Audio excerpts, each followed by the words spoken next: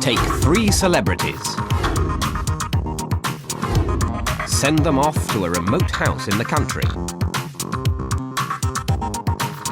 Then seal them in. With no computers, TVs, newspapers or mobile phones, they'll be completely cut off from the outside world.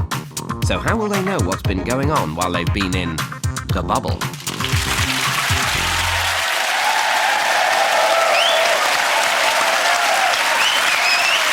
Good evening, I'm David Mitchell and welcome to The Bubble, the show where we ask 3 celebrities to spend the week completely cut off from the outside world. No newspapers, no TV, no internet, nothing. We've still got their mobile phones, so for all they know, they've got any number of picture messages from Ashley Cole to sort through. Before we release them back into the community, we're going to show them a selection of news reports. Some of them are genuine, some of them have been faked. But will they be able to tell the difference? So, let's meet tonight's guests. Straight from The Bubble, please welcome Reginald D. Hunter, Victoria Coren and Frank Skinner.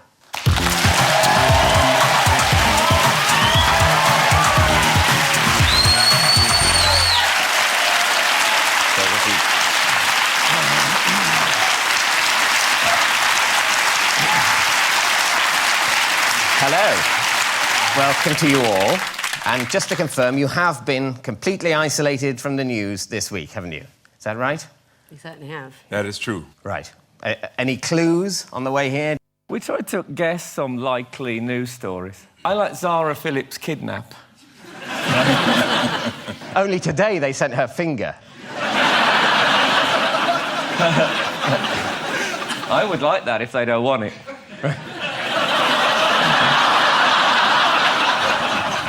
Anyway, I'm going to show you a selection of news stories, TV reports, headlines and newspaper articles from recent days. All you have to do is decide which are the real stories and which are the fakes. What could be simpler than that? So let's start with some TV news stories. You're going to see 3 news reports, only one of which was really on TV while you were in the bubble. The other 2 are fakes. So can you spot the real story?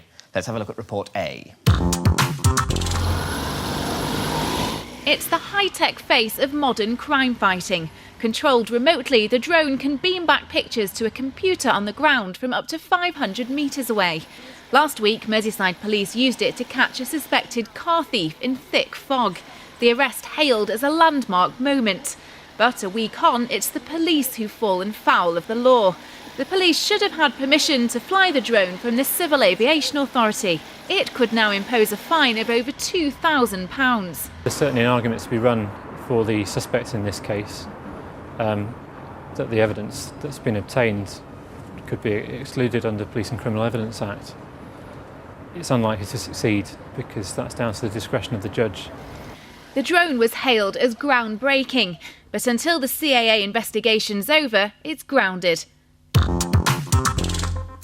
So, Victoria, what do you think? Does that seem plausible to you? No, the police all have guns now. They're not going to need a remote-controlled children's helicopter.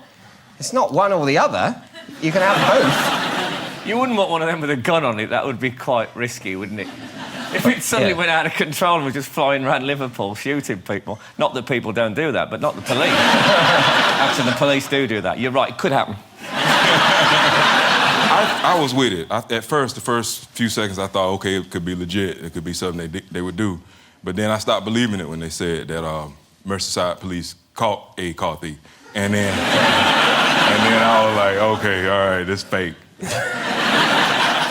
Well, I thought if it was fake, no actor would have done that performance. For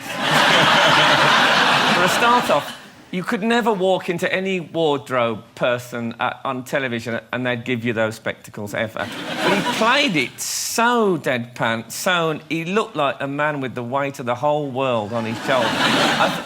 No actor would have been brave enough to have played him that bleak. So I'm thinking it's real now. Wouldn't they just steal that? I mean, if you can steal a car, surely a little plastic thing hovering there. No, but I think... Oh, I can explain that. Okay. It's like several feet above your head. And...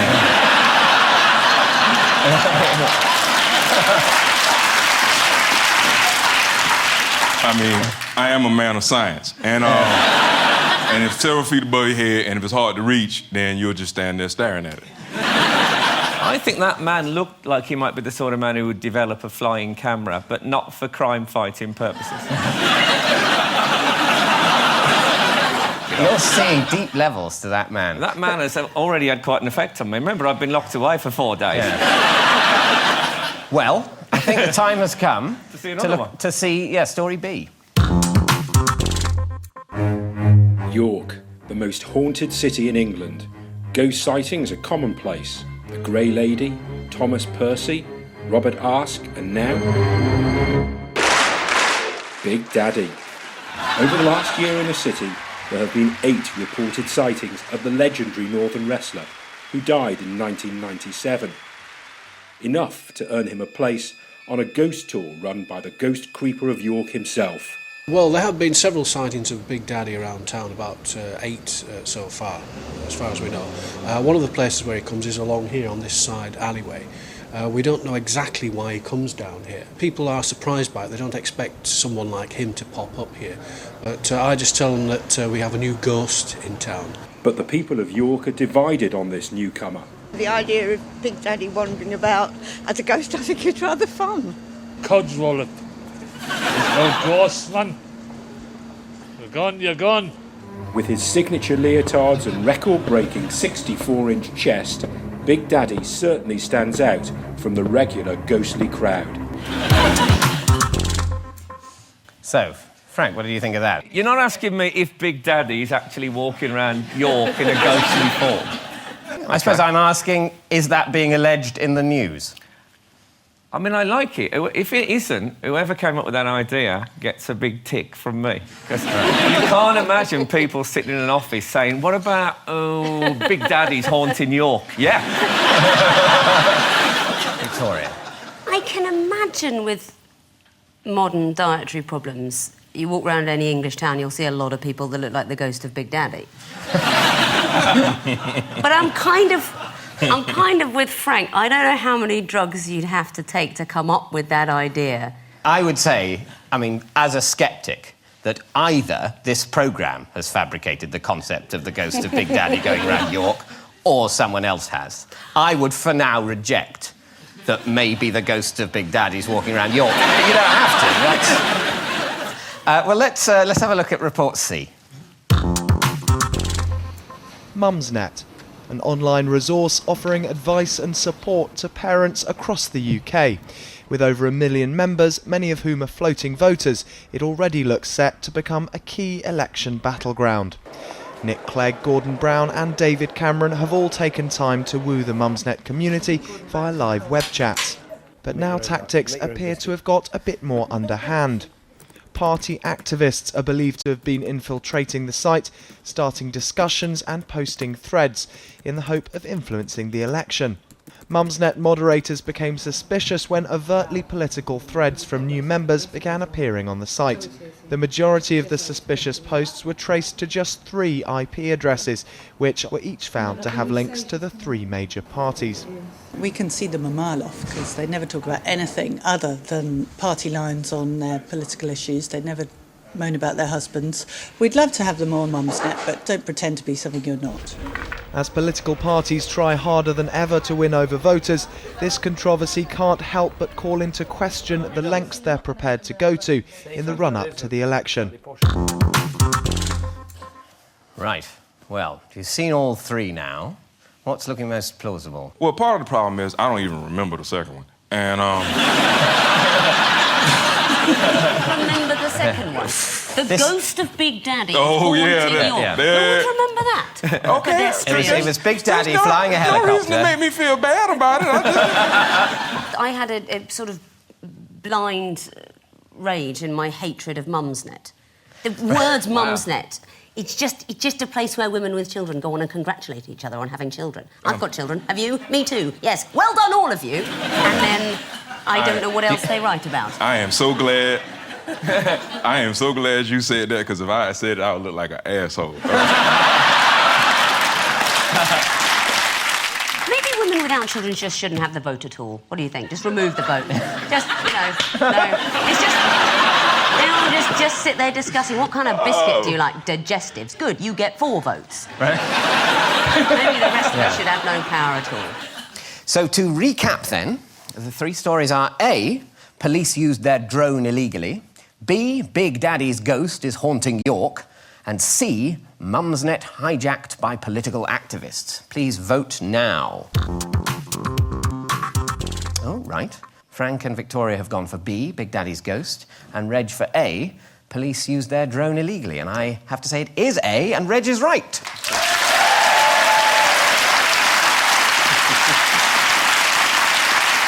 I was right about that man. The thing is, had an actor watched me saying what a terrible drab person that was, he'd have been really pleased that he'd done such a good performance. When the real person watches it, he's going to be even bleaker in his manner than he was on that. I'm sure he's an excellent solicitor. Victoria and Frank, you both went for the Big Daddy story. Because we couldn't imagine that somebody would invent that. Right. I'm delighted that they did. Right. And yet at the same time disappointed. I was mentally planning a trip to York. Right. No point now. Nothing mental about going to York. It's a lovely place. What I'm interested to know is why did none of you go for story C, which just seemed sort of drably plausible, didn't it? What I decided to do was, like, I said A was implausible, and then I said B was implausible, and then I said C was implausible. But the whole time, I was thinking A. And but I just did that to confuse them. And what I did not count on, but went in my favor, is Victoria's hatred of mothers.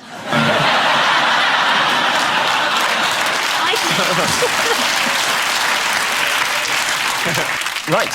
Well, that means at the end of that round, only Reg gets a point. Next, we're going to move on to newspapers. So 3 newspaper stories here, only one of which was genuinely reported while you were in the bubble. 2 we've made up. Can you tell the difference? Here's story A. There's a new app for the iPhone that will tell you if your breath smells. I can just tell by the smell of my phone after I've had a long conversation. I always assume it must be my breath and not the breath of the person I was speaking to. I think you do right, yeah. But I do feel that an iPhone, not that it's by any means better than the other phones on the market, but I do feel that you could probably have an app that did absolutely anything. You could have the Big Daddy Ghost app. Well, let's have a look at the second story, which is that BBC News has banned its journalists from appearing in fake reports for this programme. What? Did I play Hamlet while we were in the bubble? It's a lovely, rather moody, truthful photo of you. You're obviously... but it can only have been taken while I was away. I've never seen that before in my life. Here's the thing. You've chosen this to be quite an early question. And maybe that's because you know if it came up later, we'd have already seen BBC News readers, so we would know that it wasn't true. Oh, my God, you're thinking very deviously. Or Thank we you very wouldn't much. have seen any and we'd know that it was true. Oh, my God, you're thinking very deviously. What do you think, Reg? Now, this is your cue to think deviously. I think Frank looks very hopeful in that picture. OK, let's look at the third one, which is that in the updated Thomas the Tank Engine TV series, they are introducing a gay character. The new gay engine will look just like the other trains, though will have a slightly different coupling mechanism.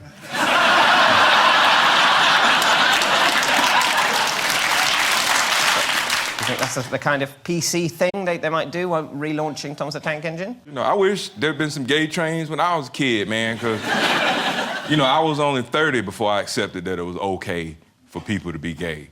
And if I had had some gay trains, I probably would have came to that at least a year earlier.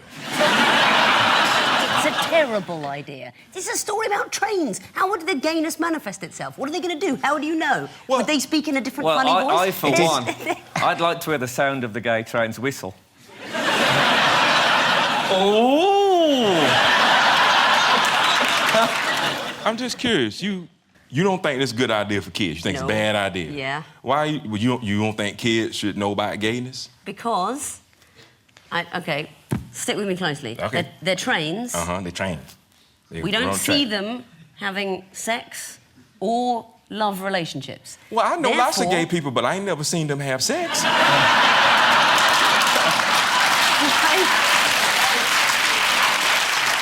I think the wheels might be a bit closer together than the other train.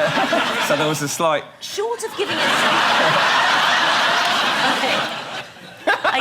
How did I get into this trap? I haven't done these jokes for 5 years. Yeah. I think the time has come to vote. Is it A, the I Stink app now available, B, the bubble hit by BBC boycott, or C, Thomas gets a new gay friend? Which one's a real story? Vote now, please. Oh, you've all gone for the I Stink, which you didn't seem that convinced by, and I can tell you you're all wrong. The correct answer, lamentably, is B. The bubble has been hit by BBC boycott. The head of BBC News has banned reporters from having anything to do with making fakes for this programme. Any footage in the fake stories come care of our friends at ITV and Sky. Thank you.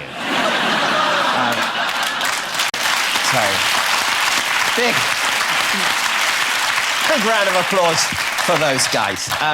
Yes, now, apparently it would undermine BBC News, because if they turned on, saw something ridiculous with the bubble in the corner, they'd think, oh, this is some BBC News story. Oh, you must have had such an annoying week. I mean, let's put it like this way, we've had to modify our plans. But, you know, it's a boring production issue, you know. A couple of researchers have killed themselves, but... The BBC, could they have not thought, now, we've got a new comedy show which has pretend news stories. Let's have a bit of a think about whether we can have pretend news stories. No. The BBC doesn't act like an entity. It acts like a warring federation. You know.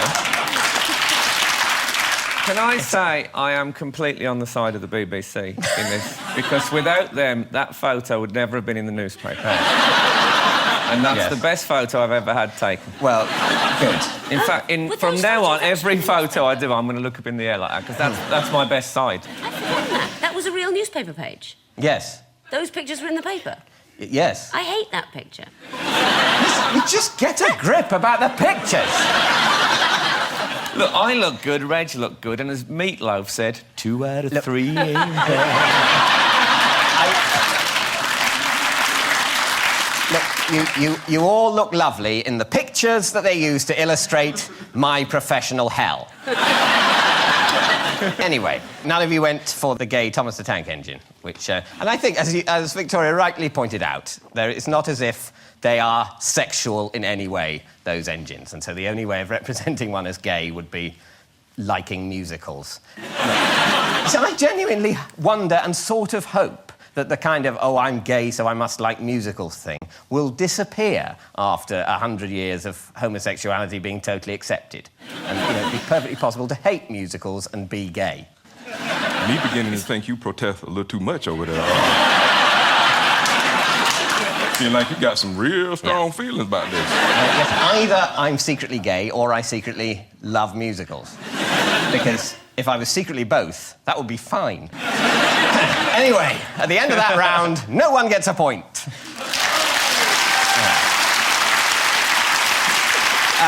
You've all been living together all week in a house. It's like a sitcom. How was it? No phones, no internet. It was like having a holiday in Shakespeare's time. But it was like that only at the end of Series 1. Series 2 of our sitcom involved a lot of sitting at the table and hearing stories from Frank. Frank got 1 million of them. And,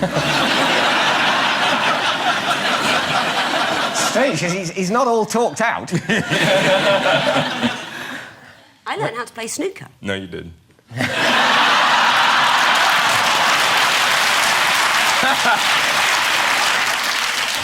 Anyway, Frank, let's have a look at a montage of your best bit.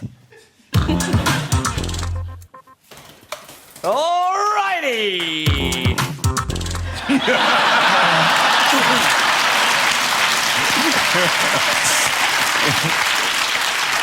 Well, we'll stay with newspapers for our next round because while you're away... Because the BBC won't let you have any clips. Yeah, one of the reasons. Anyway, we're looking at newspapers because a number of them printed a photograph, while you were away, of a tin of Whisker's cat food. Not that interesting, you might think, but there was something unusual inside it. Any ideas what? A cat. A small one? A dead one. Was it a small boxing glove on a spring? OK, the three alternatives. Was it A, a chicken tikka masala due to a labelling mix-up at the factory? Slightly worrying that the factory makes both in that instance. B, and you touched upon this, Reg, the head of a cat. It's like the Godfather cat was sending a message. Yeah. Wouldn't be the Godfather cat, though, would it? Because the Godfather sends horses' heads. So it would have to be the godfather of an organism to whom their horses are like our cats. After the show, let's get you a girlfriend. All right. Not only do I have to cope with that put down, also the loneliness. C is the face of the Virgin Mary on the inside of the lid. Oh, boy. So, what was it that turned up in a tin of whiskers this week? Please vote A, B or C. Oh, right. Two of you going for the face of the Virgin Mary and Reg going for a chicken tikka masala. Well, I have to tell you that you're all wrong. Well, for some reason, I'm oddly pleased about that. It's not quite as gruesome as it sounds because the rest of the cat was still attached, as we can see. Oh, that's cheap, man. That's cheap. Man. You made it sound like somebody bought a tin from the store and then they came home and opened it up, and it could have been the Virgin Mary, it could have been a head of a cat, or it could have been chicken tikka masala. Not somebody just stuck a tin on a cat head, man. Man, that ain't, man. I hope you feel bad, man. You should feel bad about that, man. No, it was a deliberate trick you fell for. That's all right. We're supposed to be tricking you. But not all the time. Oh, sorry. This is just a cat that turned up at the Middlebank Wildlife Centre near Dumfries. It managed to find that with a tin on its head. To be fair, we don't know what it was looking for. Well, unfortunately, that means that none of you get a point for that. Here's something else that's been in the news while you've been away. Have a look at this footage. It's two men in tennis gear getting out of a lift, as you can see. And the question is, were those men, A, two British MPs on a fact-finding trip to a five-star Dubai hotel, B, two highly trained assassins on a murder mission, or C, Ant and Dec setting up a prank for a new show? So please vote A, B or C now.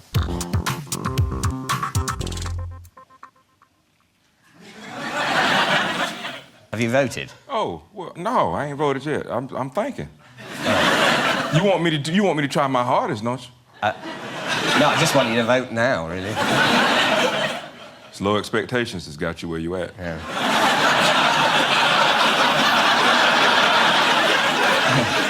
No, I hope after you've taken me apart, you are going to put me back together again. So, Victoria and Reg have gone for A, and Frank has gone for the highly trained assassins. And Frank is right. They are part of a gang of 11 Israelis, allegedly, who managed to bump off a leading member of Hamas in a Dubai hotel whilst dressed as tennis players. And that's the first funny take on a murder. But, you know... I had a slight advantage then because I know them. Yeah, they're mates of David Baddiel. Could you say Hamas again? No. There's been a bit of a stink about them this week because they were using fake British passports and travelling under the names of real British people. The Israeli foreign minister said of it, Israel never responds, never confirms, never denies. He then went on to say, Israel had a policy of ambiguity on intelligence matters. Now, never has a denial to me said more loudly, yeah, we did, it's cool, isn't it? Yeah, that's the kind of thing we do. Watch out. I love a policy of ambiguity. That's fantastic, isn't it? Yeah. I might adopt one of those myself for the rest of the show. I may not.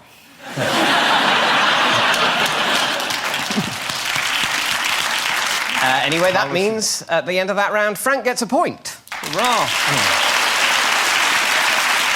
OK. Our final round is on the buzzer. I'll read out some news stories from the last week, which may or may not be real. If you're first to buzz in, answer real or fake. If you get it right, you get a point. If you get it wrong, you lose a point. And I can tell you that at the moment, it's very close. There's nothing in it. Let's begin with... Gordon Brown has caused a diplomatic row by claiming he was given a roasted pig by a Muslim state. That's true. It is. It's real. An internet poll to find the sexiest member of the House of Lords was won by Alan Sugar. Yes. No. True. Real. Fake. Fake. That's the fake. That's what I meant. Adrian Chiles has admitted that he grew his beard because he's converting to Islam. I think that's fake. It is fake. Jordan and Alex Reid have announced they are to divorce. Fake. That's fake. Thank God for that. Yeah. I had a real shudder of go through my body there. We wouldn't do a joke about something like that. Penelope Keith is recovering in hospital after being bitten by a mongoose. Reg. Real. Fake. To beat the smoking ban, a Swiss bar owner has knocked a hole in his wall so patrons can lean out and technically be outside whilst having a fag. Reg. Real. Real, yes. Have you got the address? The newly elected president of Gabon is called Rufus M. Grapefruit. That's definitely true. It's fake. The man who has celebrated Christmas every day for the past 14 years has been found crucified in his back garden. That's fake. That is fake, yeah. Surely that's the man who celebrated Easter every day for the last 14 years. And it's always Christmas and never Easter. It's like, you know, finally Aslan came. And finally, Noel Edmonds is developing a new TV quiz show called Beat the Monkey, in which the question master will be a monkey. Victoria. Fake. Real. No. What? Oh. Well, that's the end of the quiz. Hold on a minute, can we just stop? How can that possibly work if the question master is a monkey? I don't know. Can't make a quiz show called Spank the Monkey. It's not called Spank the Monkey. It's just called Beat the Monkey. OK, so the winner is Reg.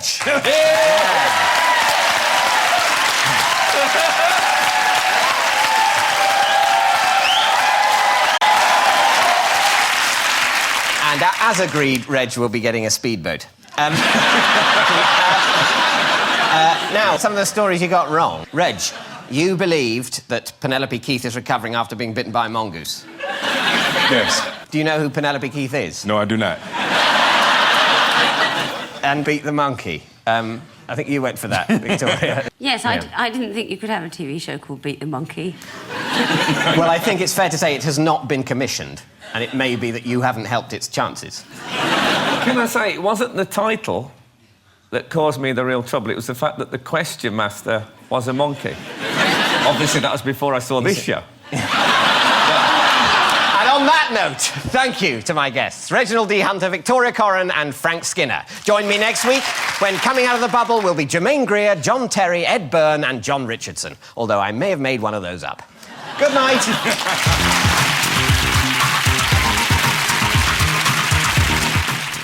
And Mr. David Mitchell joins Vernon Kay on his show on Radio 1 tomorrow morning. Catch it from 10.